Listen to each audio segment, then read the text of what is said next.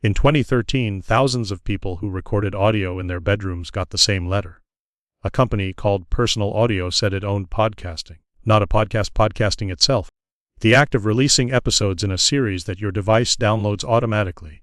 They had a patent that said so, number 8112504, and they wanted a cut. Personal Audio did not make a podcast.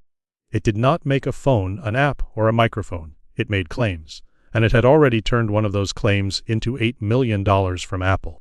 Now it pointed the same paper at an entire medium and asked the people building it to pay rent. Here is what the patent actually said. United States Patent 8112504, with a priority date reaching back to applications filed in October 1996, described a system for disseminating media content representing episodes in a serialized sequence. Strip the language down and it claimed this a server that organizes content into a series, and a way for a subscriber's device to learn that a new episode exists and pull it down automatically. The patent had 35 claims. The ones that mattered for podcasting were claims 31 through 35. Personal Audio's argument was clean. That combination, episodic serialized auto-updating downloads, was their invention, filed in the 90s, granted by the United States government. And anyone distributing audio that way owed them a license. The weakness in that argument is the same weakness underneath most of these cases. A patent is only valid if the thing it describes was genuinely new on the day it was filed. Personal Audio was claiming a method. The question was whether anyone had already been doing it before 1996. Personal Audio went where patent holders like it tend to go, the United States District Court for the Eastern District of Texas, a venue famous for being friendly to patent plaintiffs. Starting in January 2013, it sued and threatened podcasters. The most famous target was the comedian Adam Carolla, whose company produced one of the most downloaded shows in the world. The math of these cases is brutal and deliberate. Fighting a patent suit to the end can cost millions. Settling costs far less. So most defendants pay, not because the patent is strong, but because surrender is cheaper than winning. That is the business model. Don't make a product.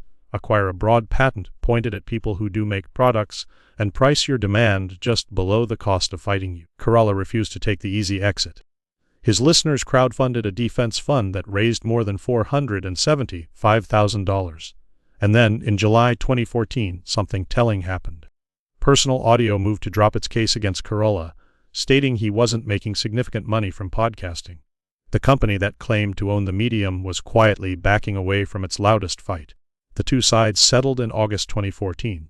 The terms were never disclosed, but a settlement only ends one lawsuit. The patent was still alive, and it could still be aimed at the next 1,000 podcasters. So the Electronic Frontier Foundation went after the patent itself.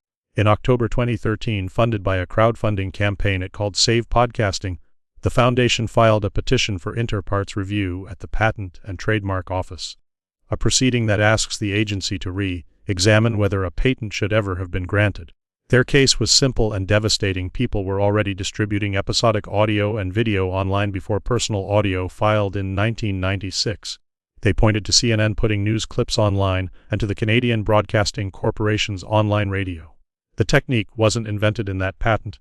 It was described by it years too. On April 10, 2015, the Patent Trial and Appeal Board agreed and invalidated claims 31 through 35. Personal Audio appealed.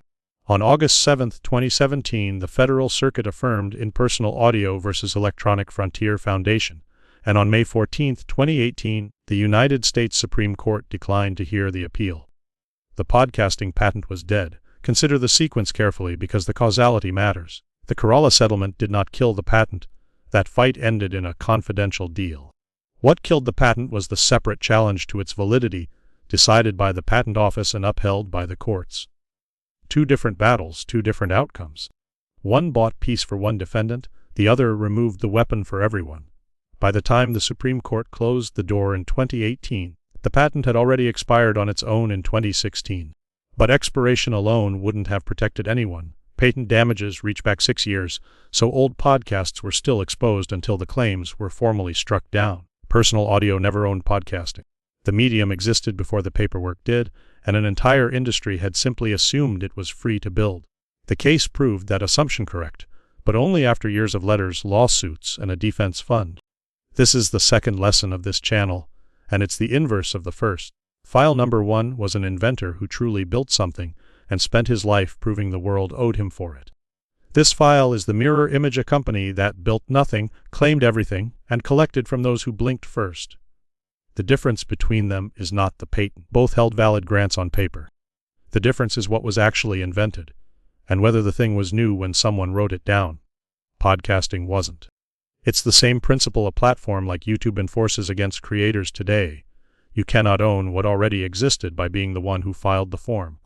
Next time a patent so broad it claimed a way of thinking, and the doctrine the courts built to take it back.